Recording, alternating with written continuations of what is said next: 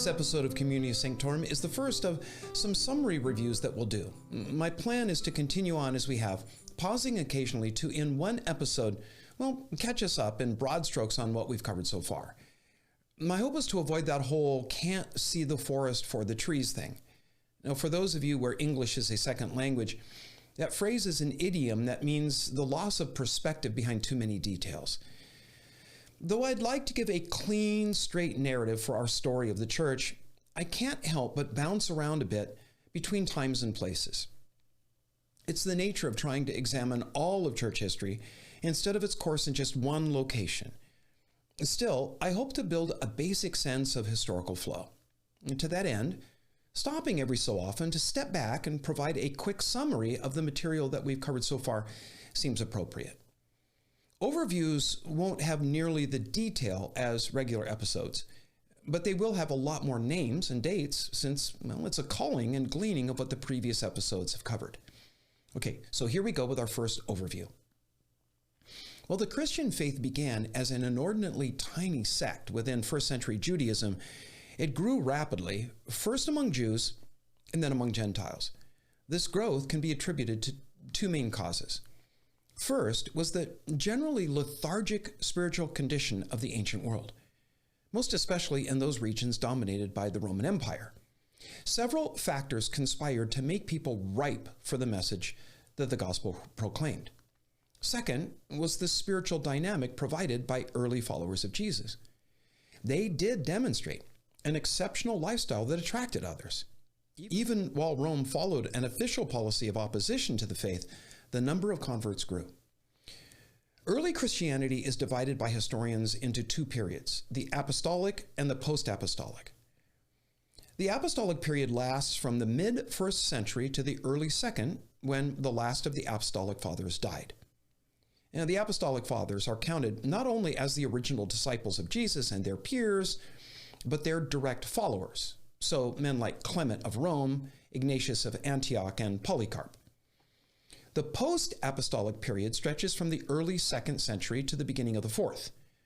During this time, the leadership of the church moved from direct dependence on the apostolic fathers to local church leaders known as pastors.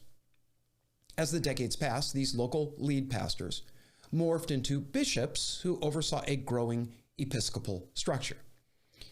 This period was marked by episodic and regional persecution of Christians in Roman lands. It wasn't until the mid to late 3rd century that persecution became widespread policy. It ended with the arrival of Constantine and his Edict of Milan in 313. And the names associated with this time are Irenaeus, Justin Martyr, Tertullian, and Origen. Besides persecution, the main challenge that the post-apostolic church faced was presented by heresy. Early Christians heeded the New Testament's repeated call for maintaining correct belief and refuting false teaching. The faith wasn't just the philosophical ramblings of some sunburnt sage. It was rooted in historical events, both ancient and recent. When aberrant teachers attempted to hijack core and cardinal doctrines, the bishops would gather to study what their scriptures said and arrive at a consensus. In this way, they refuted the challenge of such groups and teachings as Docetism and its later evolution, Gnosticism. They rebuffed Marcionism, the Ebionites, the Manichaeists, and the aberrant teaching of Montanus. The greatest threat rose from a heretic named Arius, who denied Jesus' deity. Though Arianism was officially quashed at the first of the great, or what are called the ecumenical councils held in Nicaea in 325, it continued to be espoused in many regions for the next century and a half. The Council of Nicaea established the Orthodox Christian position, today known as Trinitarianism, which holds that God is one in essence while three in persons. While 300 bishops signed the Nicene Creed, many of them went away from the council unsettled about the terminology used in the creed to define the correct view of God. The task of sharpening the terms and arriving at the proper description of the biblical doctrine of the Trinity, that was left to the Cappadocian Fathers sometime later. The post-apostolic period is also when the church fathers realized the need to provide a definitive list of books that comprise the Bible. The work of several councils finally closed the canon during this time. The post-apostolic period was followed by what's often called the era of Catholic Christianity, not to be confused with Roman Catholic. The term Catholic means universal and stands in contrast to the many often subtle doctrinal challenges that arose following the Council of Nicaea. This period, stretching from the beginning of the 4th century to the end of the 5th, saw 7 major church councils that all met to address some new or renewed challenge to orthodoxy. Specifically, as it was related to the theological can of worms that the First Council of Nicaea had opened, and maybe we should say sought to close. You see, once the church settled on the Trinity as the right way to understand God, the main questions were, number 1, how do the persons of the Godhead relate to one another? And number 2, how are we to understand the person of Jesus? How do we reconcile him as both God and man? This second issue ended up in sometimes bloody brawls as advocates of different positions used the debate to secure political favor and religious prestige. During this period of Catholic Christianity, 4 cities rose as the gravitational centers of the Christian world: Rome, Alexandria, Antioch, and the new capital of the empire, Constantinople. Alexandria, Antioch, and Constantinople were all in the east, while Rome was alone in the west. Now, at first, the main contest for prestige and power was between Alexandria and Antioch, which used 2 different ways of interpreting Scripture and understanding the person and nature of Christ. Alexandria had a long reputation as a center of scholarship, but Antioch continually produced excellent preachers. Now, since the church at Constantinople, being near the royal palace, was the premier church in terms of securing imperial favor, whoever was the bishop there tended to secure favor for his side of the debate. It infuriated many of the bishops at Alexandria that Antioch kept providing new leaders for the church at Constantinople. The supreme example of all of this is the verbal and at times physical brawl that took place between Cyril of Alexandria and Nestorius from Antioch, who became the bishop at Constantinople. It was during this time as well that the church at Rome emerged to become not just the lead church in the West, but really over the empire. And one of the reasons for this was the generally excellent leadership the Roman bishop provided. When the Eastern churches were racked by debate, Rome often played a mediating influence or lent a perspective that resolved the issue. What encouraged Rome's emergence as the lead church in the faith was the claim of some of the Roman bishops that they were spiritual heirs to Peter's spiritual hegemony. That claim was not without considerable pushback by many, but it eventually proved persuasive, so that Rome was given tacit, if not outright honor as the lead church. Again, it was during this era that the ecumenical councils were convened. They were concerned largely with settling the Christological debates that were tearing the church apart. The First Council of Nicaea in 325 and the First Council of Constantinople in 381 condemned Arianism. The Council of Ephesus in 431 condemned Nestorianism and affirmed Mary as the Theotokos, the Mother of God. The Council of Chalcedon, just 20 years later, affirmed that Christ had 2 natures. He was fully God and fully man, yet one person. It specifically condemned monophysitism, the belief that Jesus' divine nature overwhelmed his human nature. Following Chalcedon, several groups broke with the Orthodox, or what we should call the Catholic position. Again, not Roman Catholic. The term simply means that was the accepted position of the church and churches of the Roman world. The churches of Egypt, headquartered at Alexandria, well, they tended to be Monophysite, while the churches that moved into the East followed a distorted view of Nestorius and began to adopt the idea that Jesus was not only of 2 natures, he was 2 persons in a single body.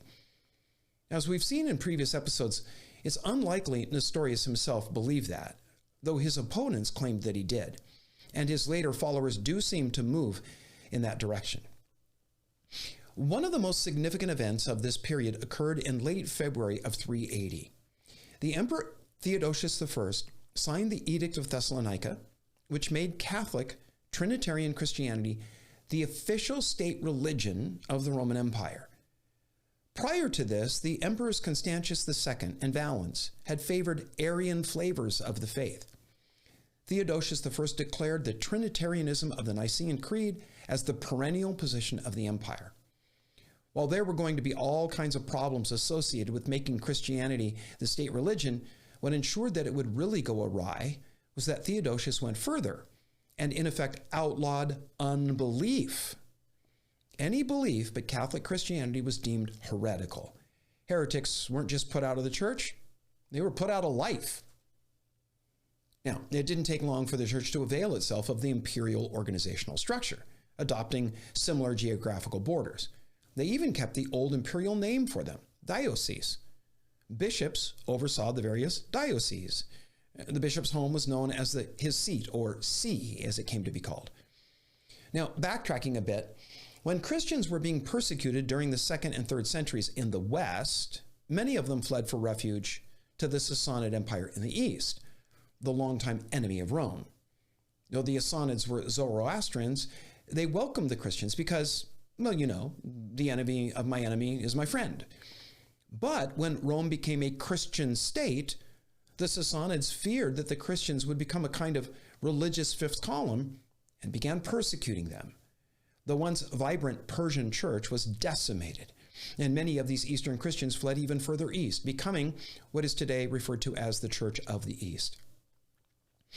Now, as we've seen in recent episodes, monasticism became a standard feature of Christianity during the time of Catholic Christianity and carried on for centuries after in the Middle Ages.